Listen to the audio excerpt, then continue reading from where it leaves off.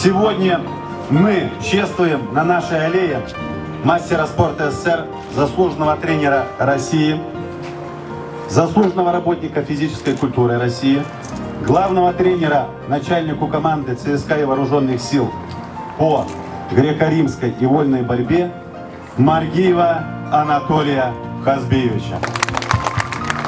Бюст именитому тренеру Анатолию Маргиеву открыли в Москве. Его установили на аллее славы ЦСКА. Церемония открытия совпала с 60-летним юбилеем заслуженного тренера России. В ЦСКА Анатолий Маргиев пришел после армии. Именно он создал одну из сильнейших борцовских школ России и подготовил целую плеяду выдающихся вольников.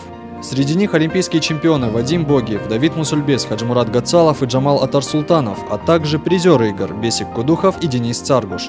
Благодаря такому профессионалу, как Анатолий Маргиев, сегодня спортивная борьба в ЦСКА развивается и набирает мощь. Поздравить юбиляра пришли коллеги, руководство ЦСКА и, конечно, воспитанники, которым Анатолий Маргиев подарил путевку в большой спорт. Все, ура! Это ваша гордость на все эти очень поздравляю. Для такого высокого тренера, когда свет, впереди еще у него много олимпийских циклов, есть возможность еще более порадовать и встречу своими подарками.